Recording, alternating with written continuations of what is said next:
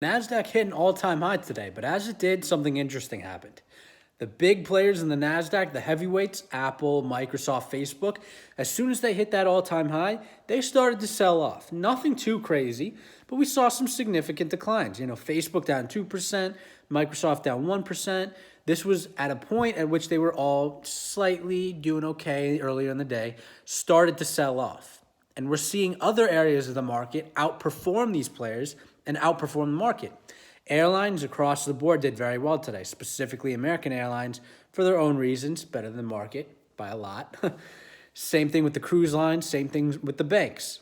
Same thing with a lot of the industrials. The Dow, which has been an underperformer compared to the S&P and specifically the Nasdaq, which has been the outperformer, is outperforming the other two almost every single day this week, and especially today.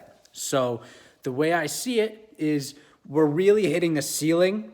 In some parts of the market are hitting that ceiling first that have had more excitement about them. And money is leaving as it approaches the ceiling and going to the areas that are closer to their floor, which are the banks, which are the airlines, which are the cruise lines, because those stocks were priced to be hurt significantly. A lot of people were afraid of the banks. They give loans and they have credit cards. If there's economic issues, the banks are going to be hurt. If there's a virus, less people are going to be flying. Less people are going to be on cruises. Now, it looks like that worst case scenario and that fear factor is starting to dissipate as the country reopens and people are moving their money from the top to the bottom to get another set of increase again.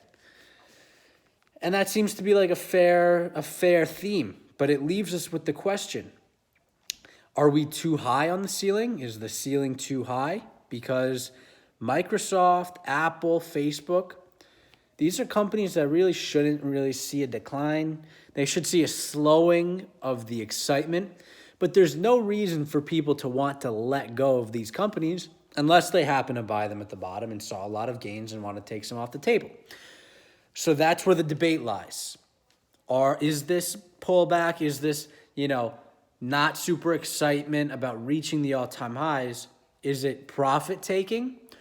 Or is it fear of inflation and overvalue? I think it's a mixture of both. I think we are a little close to the ceiling. Valuations seem a little too rich for me.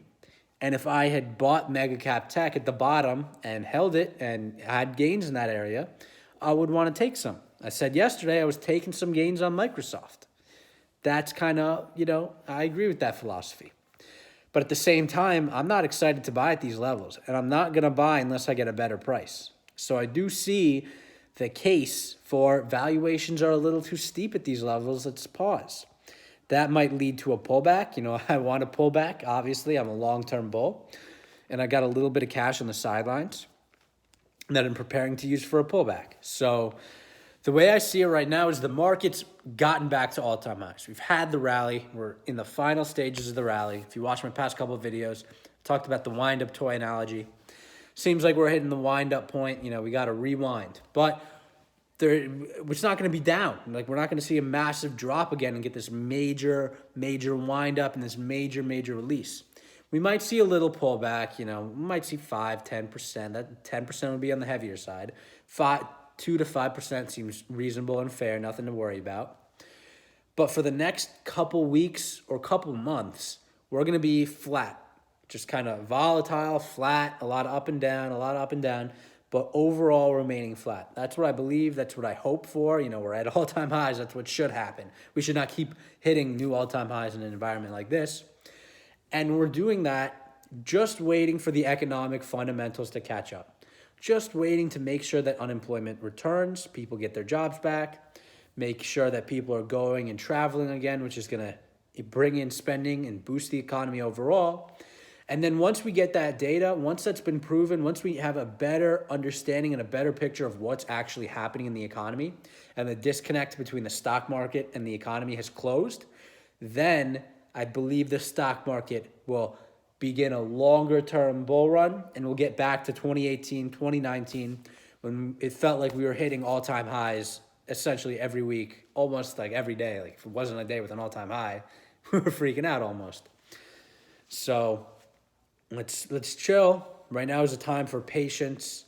Right now is a time for not exuberance. There's nothing really to be excited about. Sure, if you don't have any bank exposure, if you don't have any airline exposure, and if you don't have any cruise line exposure, which I've only added to in the past 1 or 2 weeks as I've started to realize profits, then you shouldn't be too excited about a whole lot. I mean, then you can get into some of that buying. But otherwise, this is not a period to be super excited.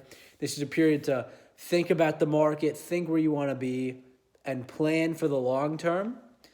And then, if you get a little bit of a pullback, feel free to get in then. If we get a lot of a pullback, we'll record different videos. I don't see a catalyst for a major pullback.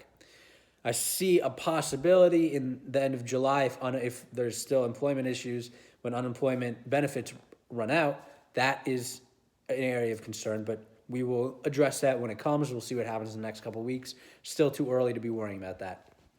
So let's wait until July, August, more like September, October, to see what's happening with the economic fundamentals. And then we're going to start making decisions about where we want to be for the next bull run. Right now, looks like we're going to flatten out, see what happens here.